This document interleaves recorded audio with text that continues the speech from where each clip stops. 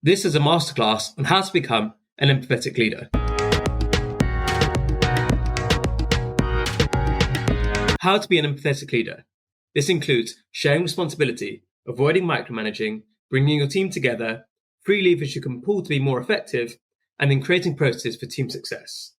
To guide us through this topic today, we have Shakeel Jivraj, Director of Operations at the Queensway Group. Queensway have a large portfolio of brands that they manage, including KFC, Starbucks, Point A Hotels, Sloane Place, Montague Place, Ibis Styles, and the Sloane Club. They've got hundreds of employees, so you can be sure that this is an episode you want to pay attention to. So Shakeel, today we're talking about empathetic leadership, and you obviously manage so many different people and work with so many different people.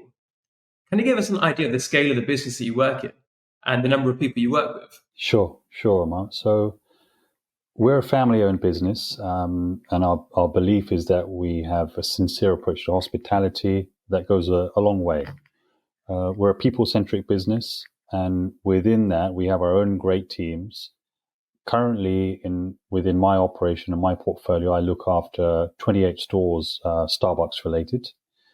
And within those 28 stores, it encompasses a volume of individuals, whether you might be on a high street or on a huge drive-through asset. Overall, there are 350 plus individuals across the business that I'm responsible for, which is a huge task in itself. But I relish it and I thrive on the fact that I'm responsible for that volume of individuals and that I get the opportunity to look after their professional welfare and their personal welfare. So obviously you can't micromanage 350 people. It's impossible.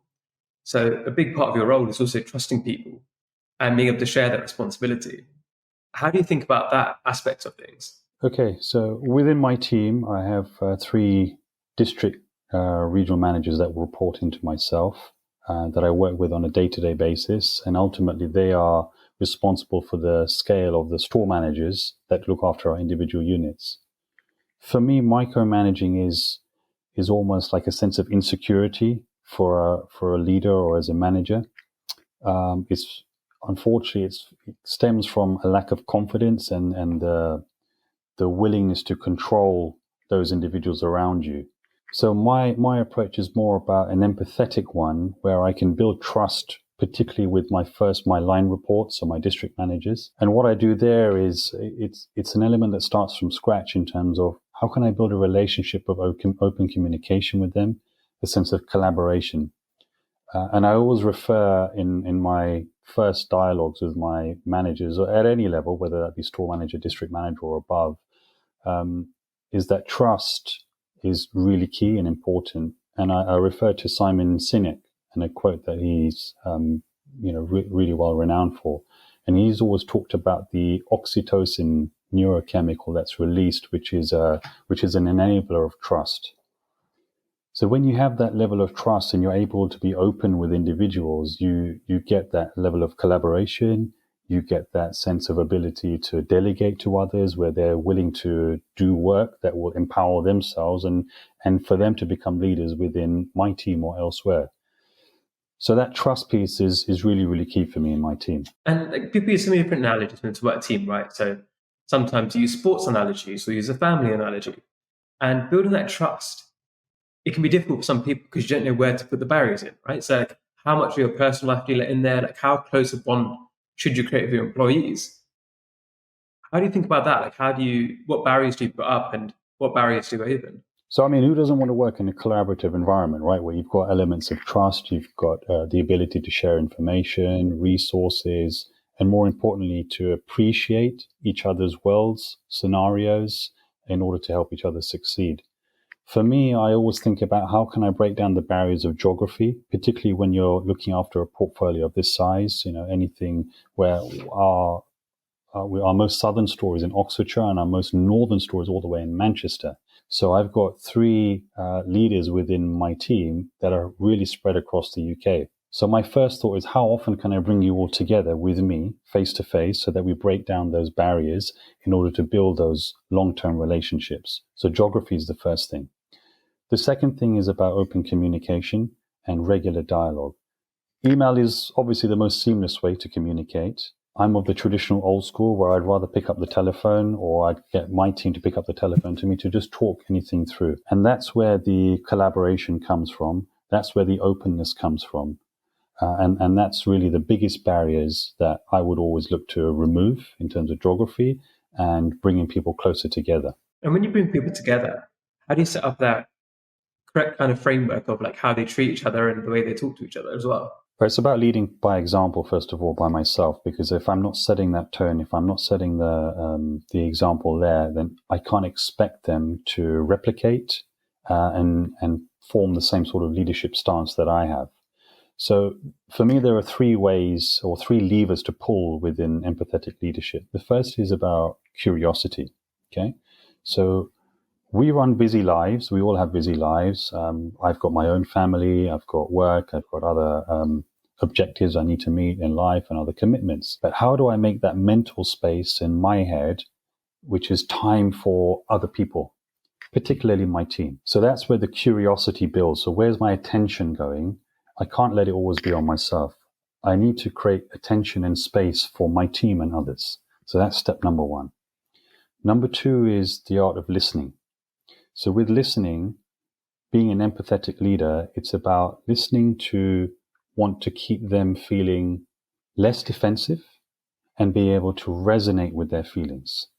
So that's step number two in terms of listening. And then the third one is about asking the right questions. Okay. So how can I put myself in their shoes? And if I'm showing an interest in my team member by asking the questions about their experiences, their thoughts, their feelings, I'm opening up the conversation, which is an enabler. That builds belief in me as a leader. That builds belief in the team. That builds safety, a safety net for them.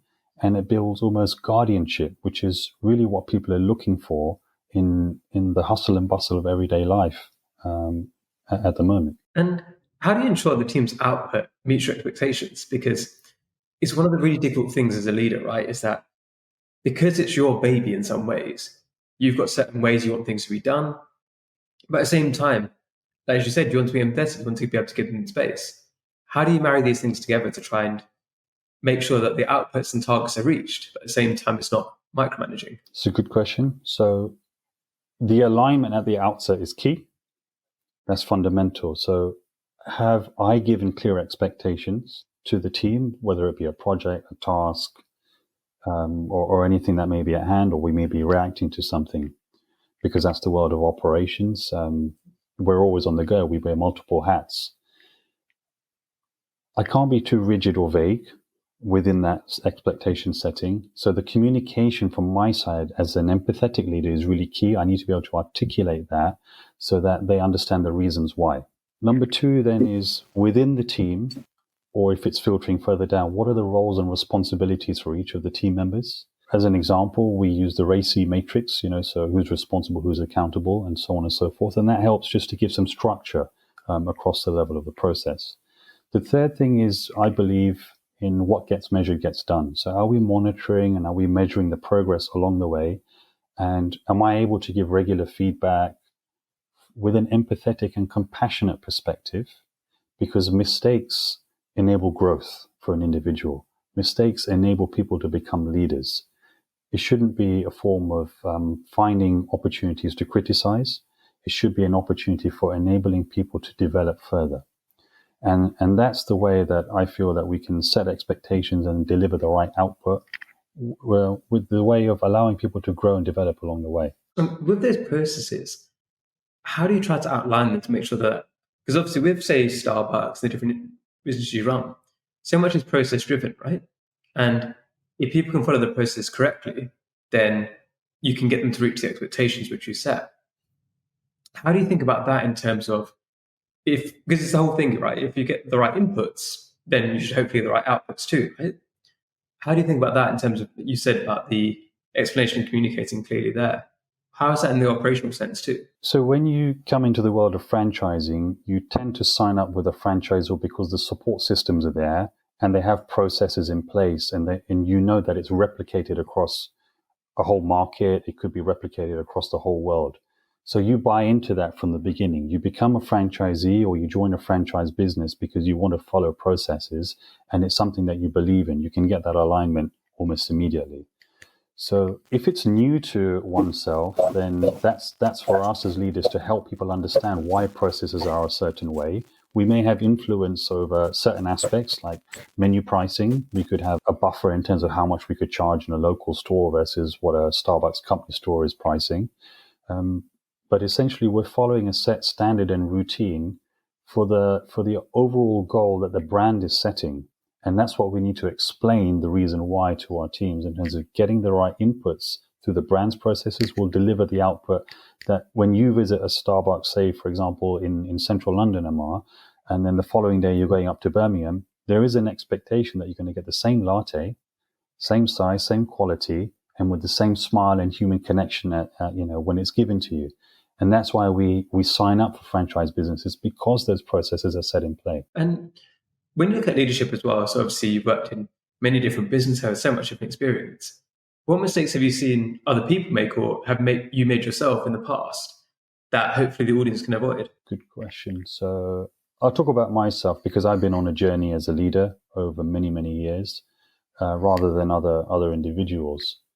I went through a journey where I wasn't able to delegate, and I went through a phase of micromanaging because I felt it was easier for me to be in control of certain situations. And then I realized I wasn't enabling the succession. I wasn't allowing someone to take my chair, and it was more of a mindset challenge in terms of it's okay for someone to succeed you because then you can move on to the next task, the next project, the next deliverable for growth and provide that opportunity. So not delegating was key for me at that time to understand and to progress from. And that leads into not sharing leadership. Just because the title says so doesn't mean that they're not a leader in their own right. Everyone from our team members at barista level all the way up to senior directors, we're all leaders in our own right, regardless of position and hierarchy. Taking things too personally has always been a mistake that I had in my younger days in my career. Not listening empathetically and using that level of compassion and asking the right questions and being present in the moment with the team. And finally, not respecting the team that was around me. So having built teams and then not giving them the respect that they deserved just led to a really high attrition rate. And it was challenging for me to understand what was going on, but I was the source and the foundational problem there. And I had to give and earn that respect from them and give the respect in order to build that level of collaboration. We hope you're enjoying the episode so far. We just want to give a quick shout out to our headline partners, HSBC Innovation Banking. One of the biggest challenges for so many startups is finding the right bank to support them. Because you might start off and try to use a traditional bank, but they don't understand what you're doing. You're just talking to an AI assistant or you're talking to somebody who doesn't really understand what it is you've been trying to do.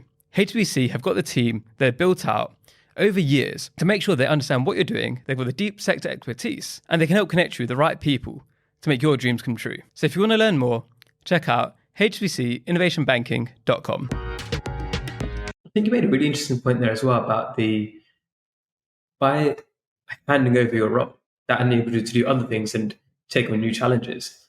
Whereas if you don't allow yourself to almost become obsolete in certain aspects, then you have to keep doing that, right? And for many of us, like listening, they're going to want to keep growing and keep growing. But in order to grow, sometimes, like you said, you have to let go of some of the other roles. And was there any time that was particularly difficult for you, maybe, where there's something that you really enjoyed, but you knew that you had to hand it over to make time for something else? And obviously, I know, for example, with kids, that would have had to change your leadership style there too, when now you've got another priority. Yeah, if I think about it from a family perspective, I've got two dependents anyway. I've got two young children. And just by default, my mindset of responsibility changed overnight when I became a father. And I tried to put that into place at work with our other businesses. So I think to answer your question, it was key for me to translate the skill set, the mindset, the behavior that I'd learned at home, becoming a father, a better father, and a better husband, into what I was providing for my team and my people. And the way I would try and nurture my two sons had to be the way I had to nurture the team around me. And then to let go of larger projects, which by all means, franchisors that we've been with in the past used myself as the go-to point because we represented them as the franchisee and the brand owner within a certain vicinity. But in order to nurture my team, I had to let go of bigger projects that enable them to grow, such as, what overall marketing strategy are we putting into our larger portfolio? What are we doing in terms of our pricing strategy? What are we doing in terms of our operational plan for the year? And I've learned to let that be articulated by some of my team to the brands that we've operated in the past. And therefore, I've been able to move across and just have a more strategic role and be involved in that. What part of leadership do you enjoy the most at the moment? I feel I'm a people-centric individual. I have been on various development workshops, and the most recent being one that's called Heart Styles. And where a lot of my strengths were lying were in what we call the love quadrant. And within that, I had strengths related to compassion, encouragement, development of others, and so on. So I feel that that's really where my strengths lie. I'm able to get the best out of others. Over a period of time, it might take longer than anticipated. But when I invest in someone, whether that's one individual or a whole host and cohort of them, I will dedicate my time to you. I'll want to know who you are individually. I'll want to know whether you've got, whether you're married, you've got kids, you've got pets. I'll want to know everything about you so that I can understand what your triggers are, so I can understand what I can help you develop and grow with. Because ultimately, as I said earlier, I want someone to take my chair. And that means that not that I can retire early, but that I can go and move on to other things. But the self-satisfaction that I can receive by proving once again that I can build leadership in terms of a succession pipeline, that gives me the most satisfaction. That's really interesting because obviously I'm much earlier in the journey than you are. And that's something which I know I need to think about, because with the Bay HQ, I've always said, if I'm in charge in 5 years' time, then I've done something wrong. Because ideally, there should be other people that are coming up, and then I can take a different kind of role. And even in a year's time, it shouldn't be me doing the interviews, because hopefully I can teach somebody else, I can help them nurture somebody else. And then I can move on to other roles that within the organization where I have to develop and learn new skills. Whereas I'm 260 something episodes into the podcast now. So Wow. I've got experience here, and I can hopefully train somebody else up in the future. So if somebody is listening to that and it's not going to be an initial thing, and like I say, it's going to be hard for me to give up, I can say this, but I know it's going to be hard for me to give up this role, and I'm probably going to micromanage somebody when they come in to take that seat. But I know inside of myself that's so important for the future. Sure. Agreed. If we talk about your own journey now, what's most exciting for you going forwards? Like, what are you working on? What's exciting? There's a lot of personal development. From my perspective, I'm looking to make some transformational change to my leadership approach. There's more for me to learn outside of being an empathetic leader. I'm looking to be more strategic in my thinking, and then grow in those development roles. Personally speaking, we're also looking at other brands within the companies that we operate in. So the franchising market is definitely not saturated. There are clearly a lot of emerging brands coming into play, as well as existing and legacy brands that are now starting to franchise. And that's where our expertise can come in. So I'm excited by the future of franchising, particularly in QSR and hospitality. There are lots of opportunities. And if we're able to use our expertise to grow with strong brands in the market, and those who have got history, then that's really what excites me, to take on new challenges and new opportunities. But again, I need the people to grow with me in order to succeed, be successful, and get to scale to a certain level. So I'll always go back to being people-centric. Who's the succession for me? Who'd like to continue working with us in our companies and continue to grow? That's really exciting. So before we move on to the quickfire questions, is there anything else about empathetic leadership that you'd love to share that maybe you haven't covered yet? Yeah, I would actually. So as a leader, I'd always suggest and recommend that we are able to try and share an air of vulnerability with our people. again, it will build much stronger connection. It builds that level of trust. It builds that level of respect on a human level, because ultimately that's what we are. We're humans and we need connection. We're social animals, but we're humans in terms of trust and respect. That trust is a catalyst for increased engagement. So that's something we measure across our business in terms of partner engagement, and we call them partners because they are partners within our Starbucks business. But that increased engagement can only come from that level of foundational trust that they have with us as leaders in their business, whether that be something personal or a part of the team.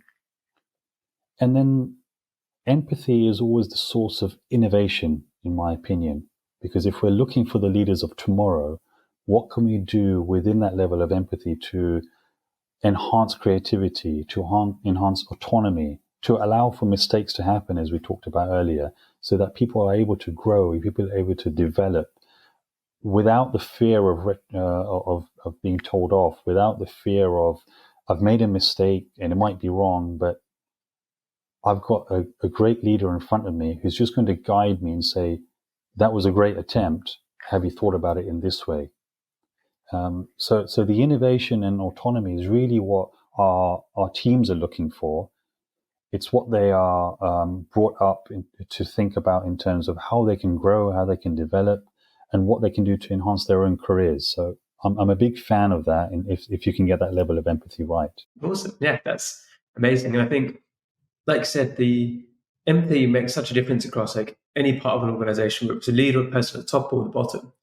And it's sometimes odd that it also does go the other way, of where people who are just starting out also need to understand the challenges on a leader too. So that does go both ways, I think, sometimes. I remember when I was an employee, I always just think, oh, my bosses are this, or they're not thinking about this, this, or this. But now that I'm an employer myself, you realize payroll, all these kind of different things, how stressful it can be.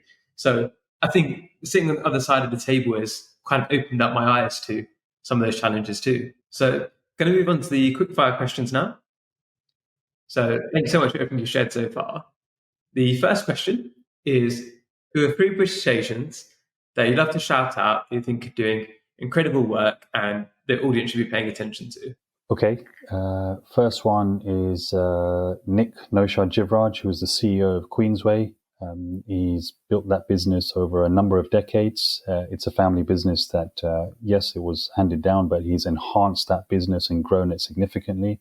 But is also the president of our Shia Ismaili community in the UK and the UK jurisdiction. So I have a lot of respect for what he's done over at Queensway in the hospitality business, but also what he's doing for our community as our president. The second one is a old colleague of mine who was a franchisee in our Yum Brands days at Pizza Hut Delivery. His name is Mizan Saeed. So Mizan was my chairman on the Franchise Council, and we represented an audience or franchise audience of about 60 of us across the estate. I learned a lot from him during that time as the chairman of our Franchise Council. He was an empathetic leader. He was a great listener, but he also challenged with the right tonality to our franchisor. And he supported me along the way because I was a lot younger in my career at that time. And the third one is an individual that I sporadically speak to over LinkedIn, more or less, and his name is Rahim Hirji. So I'm also involved in a digital ed tech business in the background. It's called Logischool. And Rahim Hirji is someone that I've sporadically reached out to, and he's an ed tech collaborator. So he's more an innovator and a leader in the digital education learning platform and models business.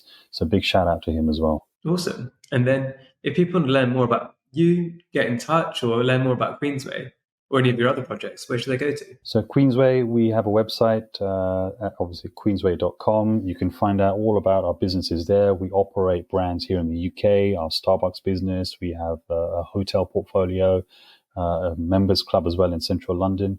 And then we operate KFCs over in Eastern Europe, in Austria and Slovakia. So there's a number of things happening, and we have other projects over in East Africa, particularly a smaller hotel business over there. Myself, obviously, you can look me up, Shakeel Jivraj, on my LinkedIn profile. I'll always reply to anyone who's got a question, who wants some advice, or whoever wants to share any information. I've got resource. You may have resource that we want to share and collaborate on together. Awesome. And then Is there anything that the people listening today might be able to help you with, or Queensway with? Any final words? I think anyone who's out there who's got the resource and facility to continue to develop me as a strategic leader, as a strategic individual, I'd love to collaborate and learn from those who are within that business. Number two, anyone else who is more of an expert than I am on empathetic leadership, let's please share information. Let's collaborate even further, and let's help to build a succession pipeline in all our businesses. Number three, any franchise brands out there that are willing to work with us and collaborate, or who are looking for expertise, come to us. We can support you on that, because we've been in the franchising business for more than 3 decades almost across our family. So this is not something that's new to us, but we're always open to collaboration and to look at new projects and JVs. Awesome. So thanks so much for coming on today, Shakeel. Have you got any final words to the audience? Thanks for listening. First of all, I hope I've been able to impart some words of wisdom, some gems for you guys. If you resonate with this, then obviously let's connect, let's talk, let's collaborate further. If I have done that, and I'd look to make further connections with anyone within the network who's listening to this. So please reach out, and be empathetic. Continue to listen, follow the rules about curiosity, listening and asking questions. And believe me, you will have the right people alongside you all the way across your entire journey, because the only way is up as long as you're people-centric. Thank you for watching. If you want to see more, click here.